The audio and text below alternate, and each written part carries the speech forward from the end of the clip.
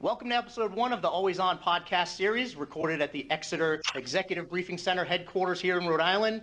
I'm your host, Jason Albuquerque. On this episode, we're going to cover the digital workplace in the new normal. We're going to be taking a deeper dive with some incredible guests from Cisco into enterprise collaboration tools, the security that protects them, the business effects of all this change we're experiencing, and different ways to measure success. This is the Always On podcast series where we explore the intersection between technology, security, and business with the industry's best. All right, let's go. All right, so for over 25 years, Carousel has been helping business and IT leaders innovate and transform their business. As a nationwide Cisco Gold partner with specializations like Master Collaboration, Master Security, Master Cloud, and Managed Services programs, and 240 certifications in every major technology specialization, we leverage Cisco for best-in-class Cisco technologies to make a huge impact on our clients and our client successes. Today, I'd like to welcome 2 guests, very special guests from Cisco. First, we have Paul Oliver. He's the Director of Collaboration Solutions with 25 years in the industry. He joined Cisco in 2009, and he leads a team that's focused on Cisco's collaboration solution set in the global enterprise segment. Now, that's no small feat. That includes 500 of the largest global companies in the world, and it's about $1 billion a year in spend. That's absolutely incredible. We also have Matt O'Brien here. He's a Senior Director of America's Global Enterprise Security Sales, dedicated to protecting America's largest companies from cyber threats. He's actually a 19-year Cisco veteran. That's absolutely amazing. He had several leadership roles within Cisco, enterprise networking, data center, security organizations, and he also assisted in some of the largest integrations of acquisitions at Cisco. So he's a renaissance man at Cisco. So thanks so much for joining Always On podcast series and our opening podcast, gentlemen. Thanks for joining us. Great being here, Jason. Thanks for having us. You're welcome. The inaugural session. Thanks for that. No worries, anytime. We appreciate having Cisco on. So let's really get into this, right? With the way things have been shifting to a remote workforce, it's necessary to ensure that individuals have that ability and reliability to really securely access enterprise systems and resources and remain productive, right? So for us, collaboration tools are very, very important. And we're in an unprecedented time, right? So collaboration tools have become a lifeline to businesses today and their teams in order to stay connected. So let's really go through, Paul, some of those collaboration tools that you're seeing that are hot in the industry today with customers as they're moving to this new digital workforce. Yeah, Jason, it's certainly a busy time for us, and I know for you as well at Carousel. I actually bumped into a neighbor here over the weekend, and he was saying how relaxing it is for him to be at home. He's not that busy. And I'm thinking I'm missing out because it's quite the opposite for us, here at Cisco. Agreed. We're fortunate in that, Matty and I work for a company that can really help during this time. The combination of the network, compute, security, collaboration is pretty key to keeping industry going, and we're certainly trying to play our full part. I'm quite fortunate in that, I run a global team, and Cisco enables me to use our tools, of course, to work from home. That's fairly normal to me. I've spent more time at home in the last 4 weeks than I normally would. Like other people, I've got cabin sort of fever, but my work environment sort of really captures, I think, what a lot of companies have set up for their workforce right now. It's hard to stay engaged with a distributed team unless you've got great tools to enable you to do that. So for us, security has to be built in from the ground up. So I'm sure you're going to have us talking a lot about that, but Cisco is a security company, and so that security sort of has found its way throughout the collaboration portfolio, and I'd love to dig in with you, Jason, as to what I mean by that. But at the sort of application level, here's my desktop. I'm connected via Comcast, in my case, to the internet. I have a video endpoint on my desk. It happens to be our flagship personal video endpoints when I'm talking to you now through it's a 27-inch video display, beamforming mics, so my kids are, in the background making noise. You don't hear that, hopefully, because of the way the mics work. I'm connected to our cloud meetings platform, the Webex platform, that allows me to have this sort of face-to-face experience and stay connected with my team members around the globe and around the US. That's incredibly important to me. Every customer I work with is concerned in this sort of forced move from the office to the home. How do they maintain engagement, maintain a productive work environment? Tools like the one I'm talking to you on, I think, really help with that. So, this ability to meet with a good video experience, really important.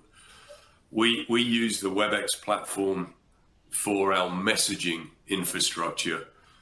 That too is really important. My ability to be able to message Matty and see that he's on a video call. So, hey, Matty, I'm going to watch your status, and when you're free, I need 5 minutes with you. Watch his status in the Webex meetings platform, click to call him on the meetings platform, and now I'm in a high fidelity video conversation. So message, meeting, calling with a dead easy access to video, dead easy access to sharing content, really important to what we're trying to deliver for our customers. And we have to do that in a secure way. I may share content with Matty and 3 or 4 customers, and that may be confidential to the business that we're doing. When I put that content into our messaging platform, I have to be very confident that it's secure and fully encrypted. Yeah. Maybe my customer wants to hold the keys to that data rather than Cisco holding the keys. It's that sort of environment that we're actually bringing to our customers. We're spending a lot of time making sure that they've got that set up now. Does that make sense? No, that makes a lot of sense, Paul. I mean, talk a little bit about the user experience, right? Because it's not only important to have an enterprise level platform to be working in, right? But having a good user experience on the back end is important to organizations as well, right? So talk about that. I mean, you talked a little bit about the security side of the aisle, but having that balance between a UX that anybody can walk into the office and really have this very enterprise level experience, but the ease of use is there as well. User experience is, of course, tremendously important. But our view at Cisco, and this comes from Chuck Robbins down, is that security and privacy is a fundamental sort of requirement of every enterprise that we work with. And you shouldn't compromise the two. Now, that's really hard to do. It costs you more in development. We have 3 organizations at Cisco that are focused on ensuring that our business units, like our collaboration business unit, develop secure and compliant software. So we have our information security cloud team that audits our developers. We have our PSERT team, the product security incident response team. So we try and be really open when we do find problems, security-based problems. We declare those to our customer base. And then we have our Talos threat intelligence group monitoring hundreds of thousands of threats a day. All of those teams, those 3 teams, are tightly connected to our collaboration development teams. That means that as we try and develop the best user experience, we can't ignore the need to build security in from the ground up. That's really important. The other thing, that's great to hear. Yeah, no, that's awesome to hear, right? Because I mean, knowing the user experience within the Webex platform and knowing the ease of use it does have, it's great to know that security is baked into that as well, right? So Cisco has done an incredible job with that balance. I think Jason. So Paul, I would add one thing into there along the lines of where you hit the security piece, prior to that, the technology piece. But from the user experience that Jason was talking to, it's as simple as it gets. You can read, you can follow it, and you're in. And it's not a lengthy 20 buttons to get there. So security's in the background. The end user will never know about it, which is great. But more importantly, the package you and the team have put together for the end user is simple. And as we've seen all these people in the environment we're in right now go to work at home, many of them for the first time, they can turn this up and they don't need a 4-hour training session or a YouTube video to do it. They can just go. And it's something you and I take for granted, Paul, because we do it every day. I mean, can you elaborate a little bit more like Jason was leading us on with that? The user experience has to be simple. It has to be easy. It's something we've learned, with our sort of 15 years of developing Webex, is that user experience is the design of the UI really important. So we've tried to incorporate that sort of simplicity into the design of all of our user-facing software. I'll give you a couple of examples. When I walk up to this device, and if I wanted to share content with you now, I just hit share in my application on my laptop. I don't have to plug that laptop into some sort of a dongle HDMI cable. I can share wirelessly. The experience of joining a meeting needs to be the same, no matter if I'm joining from my cell phone, from my tablet, my laptop, or a purpose-built video device like the Desk Pro I'm talking to you on. So we've really tried to, one button to join, really important, one button to share, making it really obvious to the end user, even if they're not as familiar with Webex as I am, where everything is in order to drive it. The other aspect of user interface that I think we've done a really nice job with over the last couple of years is embedding these collaboration tools in the applications that our customers' users use. I'll give you a good example. Healthcare. If you're a doctor at the heart of this sort of battle against coronavirus right now, it's likely you'll live in your EMR, maybe Epic. If you're in Epic and you want to call a colleague, wouldn't it be great if you could call a colleague and meet with several colleagues from within that Epic application? We enable that sort of embedded collaboration experience, and that too is part of a simple UI design. How well do you work with the other applications that are key to your users? So we're really trying to do a good job there. No, that's awesome, and that's really a good segue into any type of innovative use cases you've seen out there, right? Because obviously, again, we're in a whole new world, right? For the last handful of months, we've really been shifting to this 100% remote workforce. Some organizations weren't prepared for that. A lot of organizations that I've spoken to in their business continuity and disaster recovery plan never really planned for a pandemic like this, where they're looking at close to 100% of their workforce being remote. Most organizations were looking down the barrel of maybe supporting 30%, right? What innovative use cases are you seeing out there as these organizations have to shift to this remote workforce or this new digital workplace?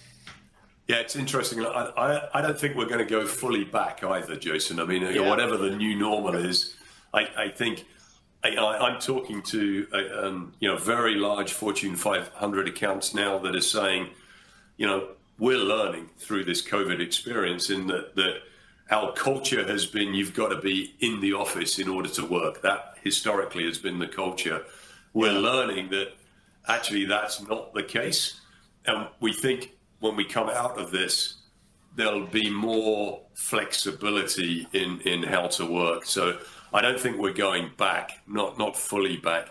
So use cases, it's really interesting. It's across the board. We've got very large financial institutions that have sent their people home with a hard phone and a VPN capability.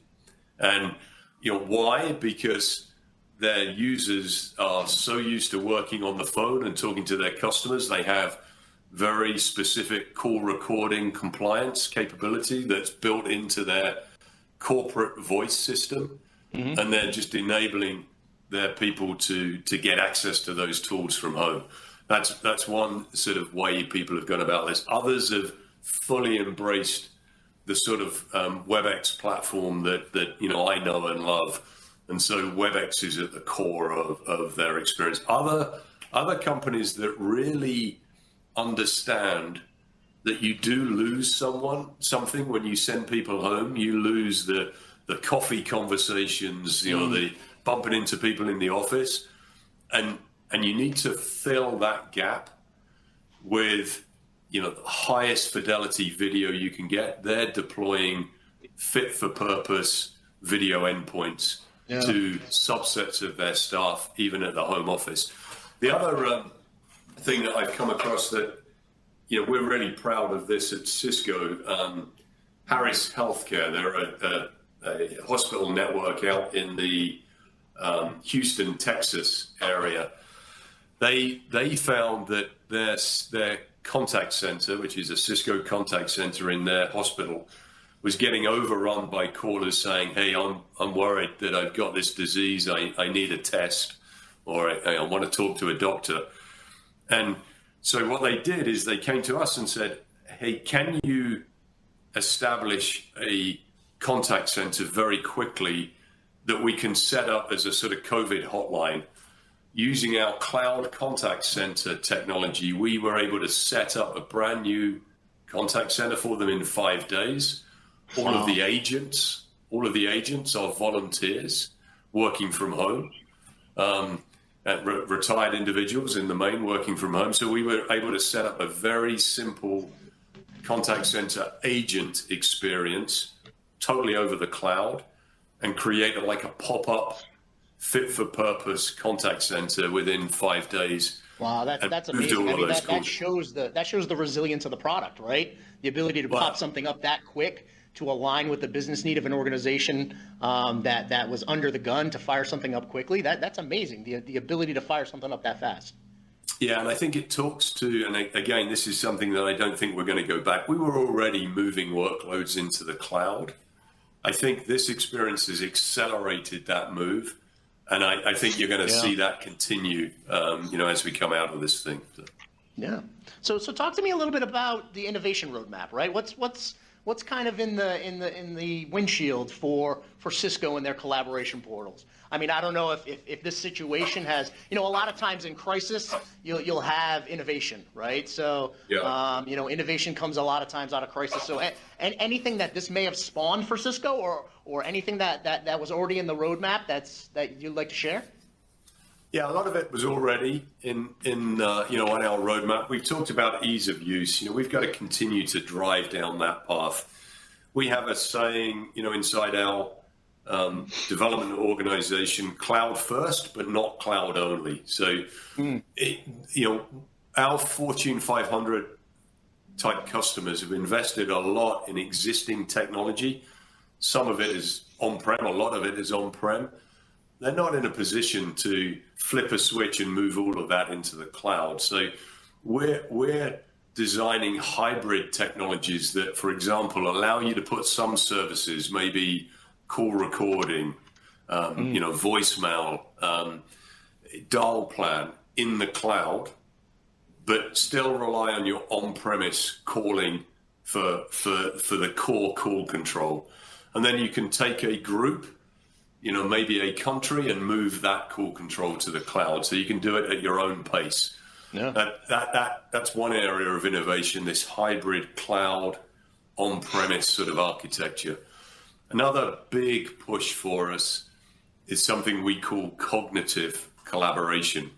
So we've made a number of acquisitions in this area to allow us to do things like this. Wouldn't it be nice to have a digital meetings assistant that when we're in a meeting, we can ask that meetings assistant to take notes, to take action items, distribute those action items to the rest of the team working on a particular project. I often find myself, I'm in a meeting, we're discussing a topic, and I need to look for a document that gives me some facts pertinent to the actions of this meeting. Wouldn't it be nice to ask your digital assistant, hey, can you find the document relating to this topic, and I need the page that has this graph in it, and then have the digital assistant pull that from your corporate repository of data, and then flash it up on the screen so that we can continue the meeting. That sort of digital assistant is a big push for us. You're going to see us bring that to our meetings pretty quickly. Another area, final area that's got a big focus from us is the idea of these video endpoints that when we're in next generation workspaces in corporate offices, when we go back to the office environment, we have a lot of our video devices distributed around those buildings. We think those video endpoints will become more of a sensor and help WPR understand what's going on in their offices. So simple stuff like recording using facial recognition, if you opt in to that capability to count people in a space and report that back to WPR, so you know if a meeting room is being well utilized or not. Putting temperature sensors, humidity sensors into the video endpoint, and then reporting back on that. Knowing if we're exceeding some, if you've got a really noisy office environment, maybe your phones and your video endpoints need to detect the decibel levels in your office, and you can. There's some health and safety stuff you can do around that. So we think these video endpoints will become sensors that are embedded in smart buildings. There's a lot of effort we've got going on there. Wow. No, that's pretty amazing. And now talking about that, right? You're talking about all of these different, endpoints becoming sensors, collecting more and more information. That's a great segue because of all that data now that we're going to be collecting and bringing in. Let's move it over to Matt now. Let's talk about the security a little bit, right? With the innovation that's coming down the pipeline, with the collaboration solutions existing today, with the amount of information we're sharing, meetings we're having. We know security is a hot topic. It's been all over the news lately with collaboration portals and where we are today from a workforce perspective. But yeah, let's kick into this a little bit. Paul alluded earlier about a secured by design approach in the SDLC process. So why don't you kick into a little bit about the security posture of Cisco and the collaboration tools? Absolutely, Jason. So it comes from a couple of different perspectives, but if we just start from the basic premise of where you tried about the user engagement model, we want security to be a non-entity from them. We don't want them to see it or know it. The best example I can give you is, we're hearing a lot about Corona bombs, where people are breaking into video sessions. Mm-hmm. I've been at Cisco, as you said, 19 years working with Webex. Gosh, Paul, you can tell me now if it's 9 or 10 years or whatever it is. I've never, in the thousands, multiple thousands, had anybody break into a session, nor have anybody ever talked to had somebody break in. So it shows what we're doing is working by bringing both the collaboration and security together. So it's foundational. And as Paul mentioned earlier, Chuck Robbins, our CEO, absolutely calls security and the privacy that it provides a human right. And that can sound very philosophical in the big picture, but we can see when we see some of the things that occurred over the last couple of years with social media and the different companies and how that data is now being not only sold, but not protected properly. And this is people's personal lives that are at stake here. Right. And that information's coming out. So that's what's foundational to us overall. As we come to market, though, all of our products have security inherently built into it in some way or another, depending what the product is, whether that's premise, whether that's cloud, whether that's SaaS or our managed offering. And when you take that broad approach, it's why Cisco was found to be the largest security company in the world, because we're taking such a broad approach with such a large portfolio that we have. When you bring it into the Webex, we have a number of different things we're there to protect the end user, protect the customer, and most importantly, that data and where it's coming from. And the integration of those two is crucial. We start with the simple idea of a single sign-on. It's a way to get in. Then you also have that whole password capabilities that's unique to every meeting. Instead of you just having a password that you use for every meeting, it's unique. And then you build off of that and some other capabilities that we put into the process overall. It's just the transparency and the trust that we have, because the data now is encrypted as well. And as Paul said, we can store it, you can store it. Regardless, it's protected overall. And so we build off of that. So security is built into it automatically. And then when you look at that, though, you can build another layer into that, though, by adding CASB capabilities to protect you from an extra layer. Defense in depth is what we call it, because one thing will not stop the bad guys. And the challenge when you look at the hackers and what's happening, and many of these are sponsored by nation-state governments. The challenge you have is the end customer, the company has to be right every single time. If they're wrong once and they make an exposure, the hackers get in, and that's a tough odds to beat. So we have to give them as much support and help as we can, and that's where our broad portfolio absolutely helps. And then we also have the piece of trust that we can build into it as well. Trust piece comes from making sure that that end user, as they're trying to access Webex or any key applications in the cloud, on the premise, SaaS, we can use multi-factor authentication. We procured a company a couple of years back called Cisco, which is the leader in the MFA space. So what happens is if somebody's trying to get into this application, quickly verifies, all right, you are who you are, great, and you're allowed access to this application. And it's a secure way to do it to protect. Because what's unique about Corona in the environment we're in compared to prior is there's a lot of new people working at home for the very first time. That may sound crazy. I have a good friend who's a vice president of a bank. Never worked at it. First time she had a laptop was a month and a half ago. And now she's home, critical data. And the challenge is over 80, and it's like 86% of breaches occur not because the hackers broke in, but instead their credentials, their username, their password were stolen. That's why when Paul goes on Facebook, I have to constantly remind him, don't fill out those surveys that ask what's your favorite sport and how tall you are and put up your TikTok. You've been looking again. Jason, it's a heavy load I have to bear, but I have to keep Paul in mind. That's valuable information that they then can take, hackers, and breach into the systems. So that's why you need things like defense in depth. That's what we're providing for customers overall. Yeah, identity is so important these days, right? I mean, we know from a security perspective that stealing identities, stealing credentials is the lifeblood of these cyber actors, right? Of these malactors. So, phishing scams and social engineering and, trying to get people's identity in order to, mimic them within the network. So yeah, I mean, it's great that Duo acquisition happened from an identity management perspective. It's just a great suite of tools, a great ecosystem that you can overlay from Cisco's perspective onto all of these different platforms, right? So it's great from there. Can you talk a little bit about you really brushed up on the encryption side, right? And I know that's been all over the news, talking about data at rest, data in transit, end-to-end encryption. Can you just give us a little bit of overview, at least from Cisco's posture on the encryption side? There's a lot of information out there on, feature functionality limitations if you do end-to-end encryption. I want to demystify this for our listeners, right? So encryption overall of all data is growing rapidly. And we're in the range right now where about 65% of all traffic is encrypted today, and it's growing quickly. So how do customers protect themselves? That also can be for the bad guys to come in as much as we're trying to protect the data. So we have a couple different capabilities to build into our product portfolio, again, working across the architecture. And we're working with our EN, our switching world, making sure we have that capability. So as Paul and you both mentioned, it's a suite, but it's not just a suite or a silo of security products. Those are all integrated into our other product sets as well.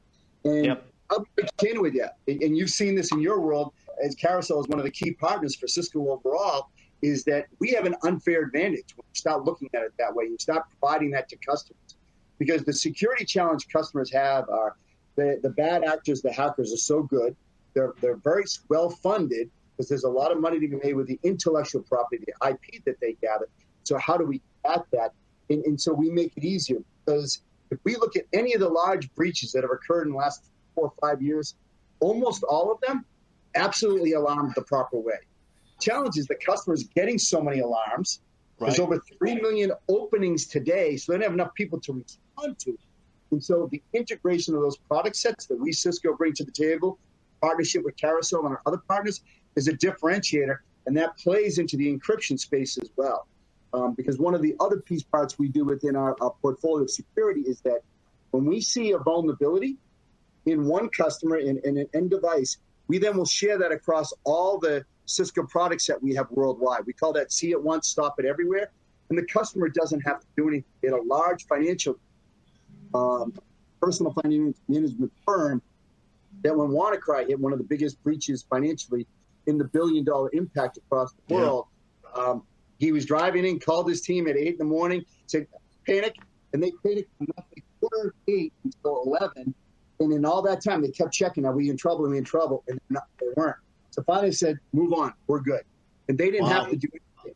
And it's that integration, and it's also that see it once, stop it everywhere, the defense in depth, the integration, and it's bringing all those piece parts together. It plays into the encryption, to the Webex, into everything we're doing. It's a philosophical, more of a strategy of how we're going to market security, because what the development team has done a really good job of is listening to customers, understanding what they want. They just want simplification. They want easier. And we're going to see that even grow exponentially, as you and Paul were talking about what that new norm is. Yeah, no, that makes a lot of sense, right? And it's great to know from a monitoring perspective and a data collection perspective and oversight that you're working to simplify that, right? Bubble the important items to the top, because I will say, as a leader in the security world, that's one of the biggest burdens on security teams these days, right? It's that inundation of data from whether it be from their SIM or from their siloed product lines. Getting inundated with data, it's so hard to bubble the important events up to the top. So it's great to hear that you have a strategy around that, and that is built into the DNA of all your products. That's absolutely great. Now, you talked about a little bit, making sure that ease of use is there and that experience is there. How about from a security lens, how about integrations into third-party products, right? I know a lot of folks want to use other products for, let's say, document management systems, right? And they want to make sure that the files that they're sharing, the unstructured data that they're sharing with these collaborations tools is secure, right? While they're sharing the data. So can you talk a little bit about third-party integrations you may have, plugins, APIs into other platforms? Yeah, so that's a key sweet spot for us, and it's coming, again, as I mentioned earlier, from the customer side. They're always asking for that. They're always looking for it. As Paul mentioned with the Epic, it's that alignment and that partnership overall that we create with either those vendors, or even it could be a SaaS vendor or a cloud vendor as well. So we build that into each of our product sets as best we can. It gets to what is that specific place and API you're looking to connect into and where we're at. And we're even doing it very candid with some as well. Because ultimately, we know every customer is not going to be 100% Cisco end-to-end. We have a couple who are pretty darn close in the Fortune 500, a pretty good amount, I'm thrilled to say. But that's a challenge. Defense and depth, the differences you bring. So we're looking for that integration, not only with the applications, but also our competitors as well. Are you familiar with CTR, Cisco Threat Response? Yep, absolutely. So that's a threat hunting tool we have. It's not a SIM. But we're also now working in integration with other products. We're doing a lot with a company like Splunk, who's a SIM provider. It's an overlay and umbrella of that alarming mechanism. And so we have a lot of those in place. To be very candid, it's never enough. Customers, there's just so many applications, products that they're working with, and data and information they have. But the more we can simplify it, the better off we are. So we're taking it from both sides. Each of those vendors we want to integrate with, have the APIs with, but it's also from just what's the threat. That's what CTR does. We know this is a bad URL from Uzbekistan. Great. Pop it into CTR, scan your whole environment. Are you good from a security perspective? So it's a fast, easy way within minutes to check your environment and know that you're secure. And that's something that WannaCry example, financial firm that I mentioned, was a key tool. And that helps, and it plays into that integration piece you're talking about. Sure. No, that's awesome. That's great to hear. So let's let's circle back here and kind of tie it all together, right? For myself as a CIO and a CISO, I know a lot of CEOs out in organizations. They're very driven by business value, right? So I wanted to kind of bring this around as we wrap up here and just talk about business value, overall business value, right? So we know that the way we work is changing. 8 months ago, we weren't working the way we are now, never mind 10 years ago, right? So, it's allowed in many instances, these collaboration portals have allowed in many instances organizations to survive, right? To really keep working, keep their business running, and really augment and support their resilience plan.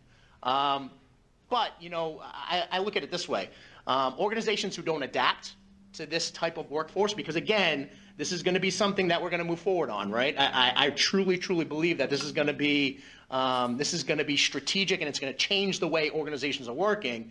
Organizations that don't adapt, they're going to get disrupted, right? So let's talk a little bit about business value, ROI, and metrics that maybe you have seen at Cisco that support the utilization and the adoption, right? The overall adoption of these collaboration tools within an organization. Well, yeah, Jason, there's a lot in there. Sure. In terms of ROI, one of the most dramatic ROIs I see is where a customer embraces this idea of transforming the workplace. And I think I used the example earlier of we did this at Cisco. We had a lot of underutilized real estate, corporate real estate. Mm-hmm. We learned that through using our own tools, we could maintain staff productivity, maintain engagement, really important. We got a lot of competition for our people, just like everybody does.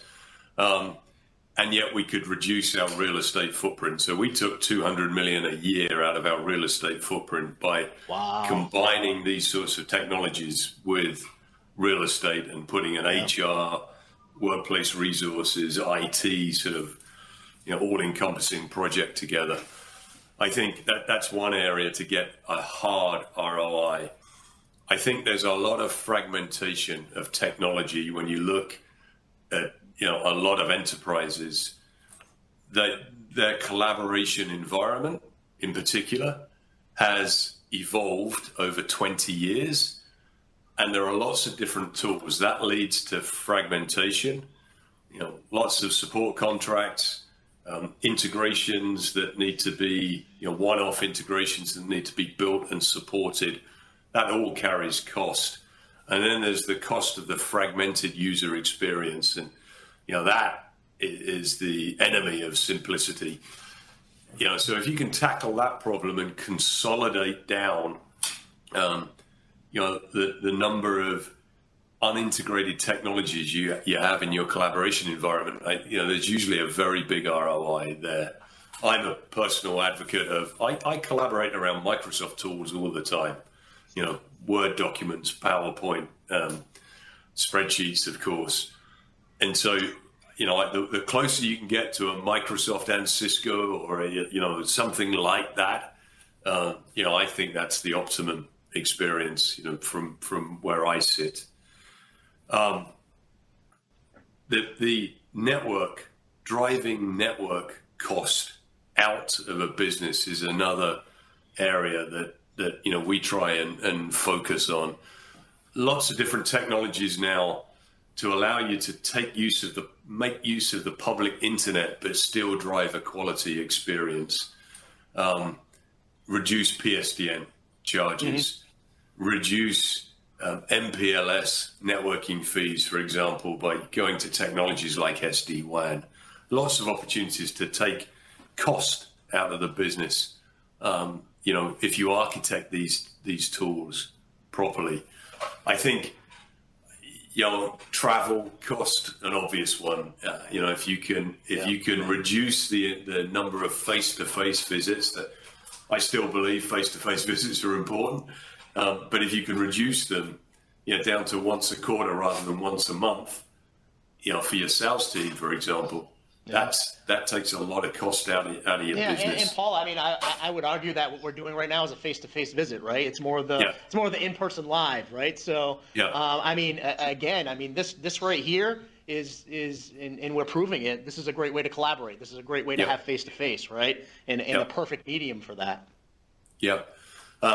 we do look at employee retention. We look at things like you were asking about use cases earlier. Sure. Using this sort of technology during the recruitment process to make sure you take in a wide set of diverse candidates at the your first level interviews before you maybe get face to face if it's really an important hire. Using technology like this in that process can really help make sure that you recruit and retain the right people. So those are sort of some of the things that we look at from a collaboration perspective. Yeah, and again, things that I've seen: client satisfaction, employee satisfaction. Right, you're able to collaborate in real time with your clients. You're allowing your employees to collaborate with each other or with clients in real time, when they could be hundreds of miles away from each other. So that's some metrics that I've personally seen as well.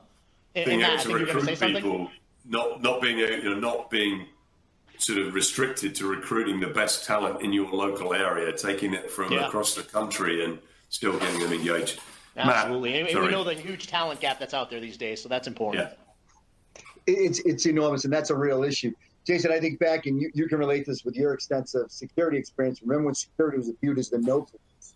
Yeah. And if you look at that window 5, 7, 8 years ago, you talked about business value. The question you posed to collaboration, everybody can pick up on the second. 5, 8 years ago, we weren't able to do that with security. It was a point product. It was a wedge. You put it in there. It was a had to do, whether you liked it or not. It's almost insurance. Exactly. Now we've seen over the last couple of years with the way the breaches have evolved that there is a business value to it now. Now let's qualify it. It's more of a soft dollars angle than the real estate value prop that Paul's talked about that's very, very real. And what we're seeing now, for instance, with some of the companies we work with, it's brand protection. You're running a hotel franchise organization, and all of a sudden a remote location gets breached. It's not the remote location that's on the front page of the Wall Street Journal and their brand is damaged. It's yours as the franchise holder, as the headquarters. And so we're starting to see that customers are putting a value on that, especially as you start to look at some of the fines in the over $100 million when you talk about GDRP and what they're doing. Absolutely. You look at the fine Facebook had in the $1 billion range. It's a different angle of what occurred there. I get it. But the number is going to slowly start to grow right now. And we're starting to see now, we're looking into the window of, we could be looking at a second offense for some of these companies. And we all know that first step hurts. The second one's going to be a lot worse. So business value now is coming into the conversations, and it's something in the enterprise organization that Paul and I are in. We're working closely with customers on when we have understand what those things you're trying to accomplish as a business. We help align it, and we're directionally close, but in partnership with them, we customize it for them. And now they have a package that they can roll up. Because as you know, with what you're doing every day, security is now a board issue. It's a board of directors issue. And it's been that way not because of Corona. It's been there about 3 or 4 years. What we're anticipating the evolution, and I'm just seeing the beginning of this, so don't hold me to this. With COVID, what happened was everybody went remote work. So all the technology folks got remote worker up, got edge devices. Now they're safe. They're coming out of that window now because everybody's working from home. The IT people who were eating pizza all day and working 2 hours and sleeping at the office, they're going to come back now. They're coming back refreshed. All right, what's next? And the move is not to the cloud, but for simplification. And so we're seeing that cloud as a service capabilities are going to be in higher demand. That's this next phase we see with Corona. Then the one after that is absolutely, all right, we want greater visibility. Because as much as we send people home, the best of intentions, we all make a mistake. All right, how do we protect it? So we need tools from a security and a management perspective to tell us we're safe, not just alarming. So it's defense in depth again. So we're seeing a rise in things like our Stealth Watch capability, which looks at end user and your environments and your network, what's happening. Seeing an interest in our penetration capabilities, which is looking at your applications. What behavior is different today than yesterday? Why all of a sudden, we saw this with a hospital, not far from where you are in Rhode Island, up in Boston. They had 10 terabytes of data going from Boston to New England-based hospital to Uzbekistan. Why? We don't have any business. The flag goes off, they see it, they shut it down, they do a reassessment, and they can protect themselves before they lose the data. Because the common numbers prior to Corona is the hackers are in there for 100 days before they start taking the data or locking it up with ransomware and encrypting, because they want to make sure they get their feelers out. So those are tools, and that's kind of the phase we see, but it's ultimately tying back to a business value and the disruption that it can occur for a customer. Absolutely. No, that makes sense. And honestly, I mean, at this point in time, dealing with, Carousel ourselves, we have 6,000 customers. Security, privacy, and compliance is table stakes, right? In order for us to do business with them as organizations, depending on where they are in the sector, whether they're FedRAMP, HIPAA, right, CJIS for law enforcement, PCI from a financial perspective, it's table stakes, right? I mean, they're looking at organizations and they're evaluating them on their security posture, their ability to ensure that their third-party vendors, fourth-party vendors are secure, because they're only going to be as resilient as the partners that they have and the connections that they have and the tools that they have, right? So it's been great to hear from a technology perspective, not only the innovation coming out of Cisco from a collaboration tools perspective, but that security is built into the DNA of everything you guys do. I mean, it's a great story. It's a great posture. It's a great philosophy, honestly, right?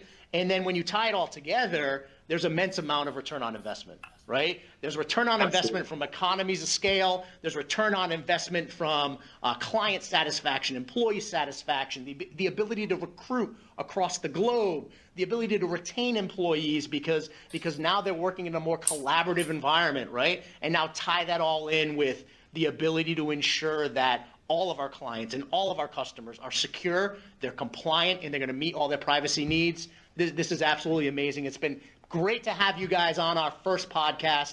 I couldn't think of two other gentlemen I'd rather have here on this podcast. So thank you so much.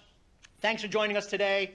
For more thought leadership from Carousel, please check out our carouselindustries.com/events to look at always on virtual series, our webinars, our pizza casts, and of course, future podcasts like this. Thanks so much, gentlemen. Appreciate your time. Thanks, Jason. Thanks, Jason.